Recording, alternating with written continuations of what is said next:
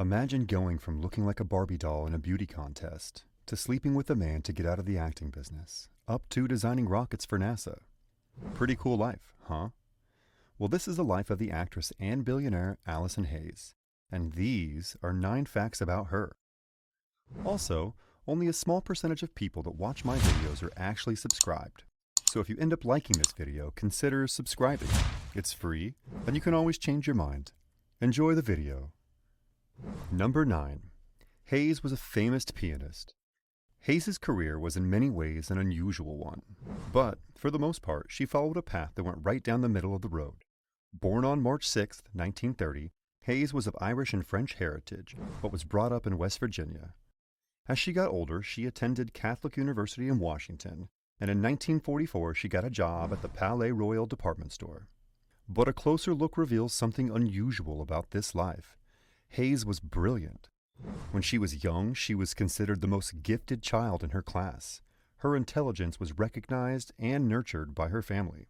This led to her becoming an accomplished pianist, which brought her to the attention of thousands of people. She played the piano so well that after 4.5 months of lessons, she was accepted into a music school. Number 8. Her engagement in beauty contests let her become an iconic Hollywood actress. In 1949, Hayes entered beauty competitions and was elected Miss District of Columbia. She was later chosen by the Peruvian ambassador to represent the United States at a festival in Lima, Peru, where she reigned as Queen of the Atlantic. In August 1949, she returned to Washington and began a career in the fledgling television industry, serving first as a model for experimental color television broadcasts. 1 month later, she became Washington's entry in the Miss America beauty pageant. After attending a party for Earl Warren at the Mayflower Hotel in Washington, Miss Warren spots her in the reception line and exclaims that Hayes must be in the movies. This remark was noted by the Universal International's publicity man in Washington, who immediately phones his New York office. Hayes then moves to Manhattan. They give her a screen test and change her name to Allison Hayes, instead of her original name, Mary Jane. In 1950, she allegedly got married to a young executive of the Ford Motor Company, but things ended in a sort of divorce or annulment before the contract was ever signed. Number 7. Acting left her with broken ribs. The following year, Hayes resided in Hollywood at the famous Studio Club. Finally, Universal International was put under contract in 1954, and she became a lifelong friend of newcomer Sarah Shane. Hayes made her film debut in the same year in the comedy Frances Joins the WACS. Her second film, Sign of the Pagan, provided her with an essential role in a relatively minor film. When she was acting, there have been many reports that actor Jack Palance accidentally bruised her and broke her ribs while filming Sign of the Pagan. Hayes threatened to sue him, but the pair ended up in a romantic relationship. The actress got in yet another accident when she broke her arm during the filming of Gunslinger. However, she claimed it was an accident after her horse went up in the air from a gunshot by Roger Corman. On the other hand, Beverly Garland reported that Allison casually slid out of her saddle and hit the ground because she was too tired of working. Number 6. Journalists lied about her personal life. In 1955, Hayes had enough of lying columnists who linked her with one Hollywood star after another. She then said that her father has finally reached the point where he doesn't believe anything he reads about her anymore. She also added that she didn't like the stories about her saying that she owns a new car, a swimming pool, 100 bathing suits, and that she was even dating 5 men at the same time. Number 5. She hated acting so much she slept with a man to get out of the industry. Hayes was so fed up working in the show Gunslinger, it even reached a point where she had to sleep with the director Roger Corman to get off the show. In 1958, Hayes ended up dating writer Mark Hanna, who wrote Attack of the 50-Foot Woman. In the movie, she played the part of an abused socialite who grows to giant size because of an alien encounter.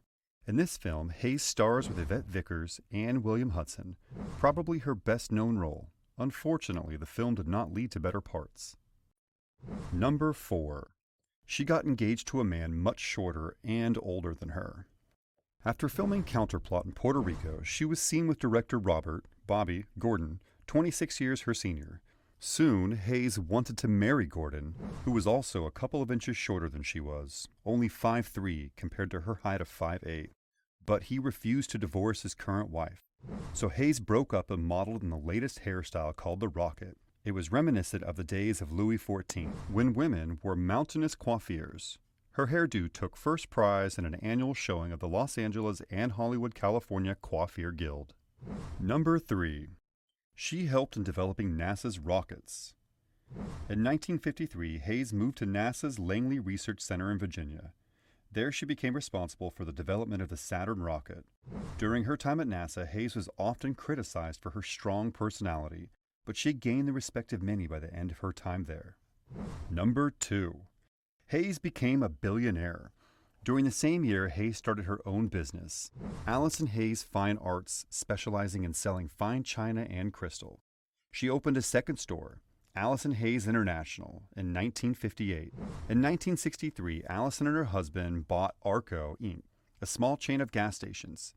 They grew the company tremendously in a short amount of time, selling more than $1.5 billion in 1974. Hayes purchased many other businesses, including a chain of supermarkets, a chain of drugstores, and some insurance companies. Hayes sold her remaining interest in Arco for $3.4 billion. The proceeds, plus capital coming from the sales of the remaining interest in other firms, were reinvested in Arco, which later merged into ExxonMobil. Number 1. Hayes was poisoned for years. Even though she was making billions, Hayes was unable to walk without a cane, and her career ended. Her red hair turned black and began to fall out.